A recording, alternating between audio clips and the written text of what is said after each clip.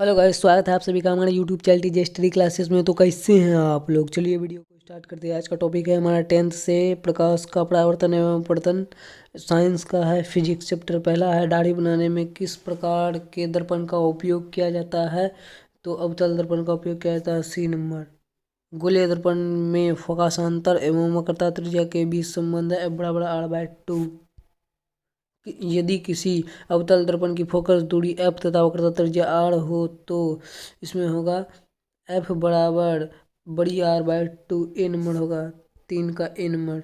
अवतल दर्पण से परावर्तन के बाद किरण किस बिंदु से होकर गुजरती है? तो बी नंबर होगा F बिंदु से होकर गुजरती है। किसी दर्पण से वस्तु को कहीं भी रखने से वस्तु के बराबर आकार का सीधा प्रतिबिंब बनता है तो दर्पण होगा, समतल दर्पण होगा। सी नंबर। प्रकाश के अपवर्तन के कितने नियम हैं? प्रकाश के अपवर्तन के 2 नियम हैं।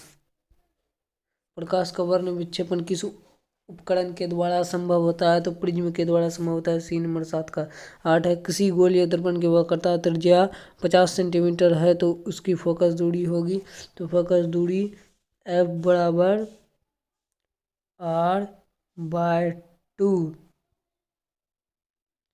तो 50/2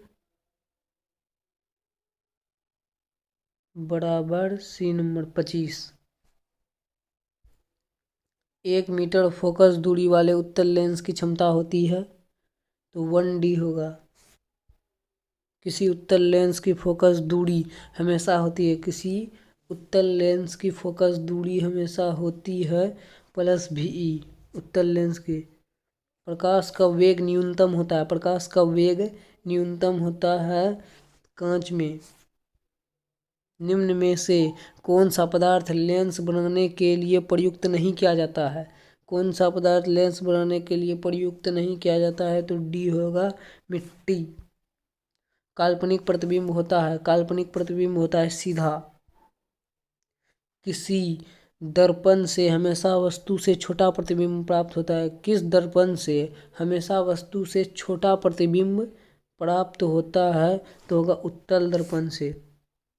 4D क्षमता वाले अवतल लेंस की फोकस दूरी होगी 4D क्षमता वाले अवतल लेंस की फोकस दूरी होगी 25 सेंटीमीटर। B number.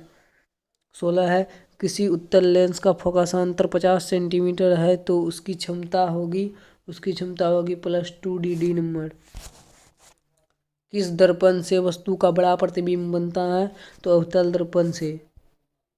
2D क्षमता वाले लेंस का फोकसांतर होगा, मतलब 2D क्षमता वाले लेंस का फोकसांतर होगा 30 सेंटीमीटर। B number. प्रकाश के परावर्तन के कितने नियम हैं? मतलब प्रकाश के परावर्तन के कितने नियम हैं? तो 2 नियम हैं।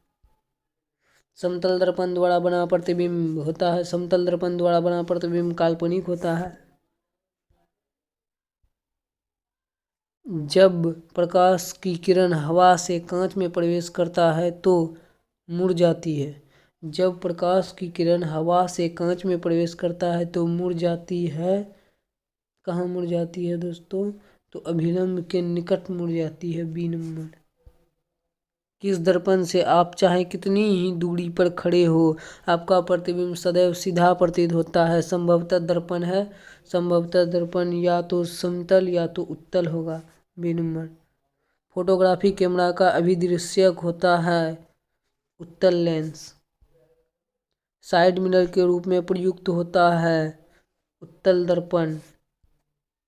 एक अवतल दर्पण की फोकस दूरी 10 सेंटीमीटर है तो उसकी वक्रता त्रिज्या होगी 5 सेंटीमीटर। किसी माध्यम के अपवर्तनांक 1 का मान होता है, किसी माध्यम के अपवर्तनांक का मतलब 1 का मान होता है तो sin I/sin R होगा। B number. निर्गत किरण एवं अभिलंब के बीच के कोण को क्या कहते हैं? तो परावर्तन कोण कहते हैं। अवतल लेंस का आवर्धन बराबर होता है V/U। D number.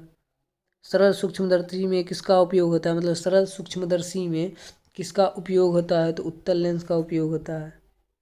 किस लेंस के द्वारा सिर्फ काल्पनिक प्रतिबिंब बनता है? तो उत्तल लेंस के द्वारा। एक उत्तल लेंस होता है किनारों की अपेक्षा बीच में मोटा। किस बिंब का वास्तविक तथा समान आकार का प्रतिबिंब प्राप्त करने के लिए बिंब को उत्तल लेंस के सामने कहाँ रखें जो कि वास्तविक तथा समान आकार का प्रतिबिंब बनेगा? तो लेंस के मतलब उत्तल लेंस को कहाँ रखें तो फोकस दूरी की दुगनी पर, मतलब फोकस दूरी को जहाँ रखेंगे उसके दुगनी दूरी पर उत्तल लेंस को रखेंगे, तब आकार बनेगा। किसी बिंब का अवतल दर्पण द्वारा बना प्रतिबिंब आभासी, सीधा तथा बिंब से बड़ा पाया गया वस्तु की स्थिति कहाँ होनी चाहिए? तो वस्तु की स्थिति दर्पण के ध्रुव तथा मुख्य फोकस के बीच होनी चाहिए, डी नंबर।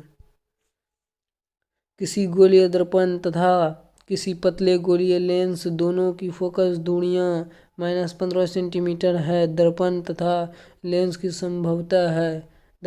लेंस संभवतः है दोनों अवतल होगा, ए नंबर। परावर्तन के नियम से निर्धारित होता है आपतन कोण बराबर परावर्तन कोण 35 का ए। 36 है, लेंस में मुख्य फोकस की संख्या कितनी होती है? मतलब लेंस में मुख्य फोकस की संख्या कितनी होती है? तो 2 होती है। प्रकाश की किरणें गमन करती है सीधी रेखा में। सर्च लाइट का परावर्तक सतह होता है तो अवतल। सर्च लाइट का परावर्तक सतह अवतल होता है। 39 है, अवतल दर्पण की फोकस दूरी उसकी वक्रता त्रिज्या की दुगनी होती है, सॉरी गाइस, आधी होती है। अवतल दर्पण की फोकस दूरी उसकी वक्रता त्रिज्या की आधी होती है, बी नंबर 39 का। जब प्रकाश की एक किरण एक माध्यम से दूसरे जब प्रकाश का एक किरण एक माध्यम से दूसरे माध्यम में प्रवेश करती है तो पूर्व पथ से विचलित हो जाती है, इसे कहते हैं प्रकाश का अपवर्तन। 40 का भी। हेलो गाइस, चैनल पर नए हैं तो चैनल को सब्सक्राइब करें, लाइक करें, कमेंट करें, शेयर करें। Thank you. ऐसे ही हमारे चैनल पर स्टडी रिलेटेड वीडियो आते रहते हैं। Thank you.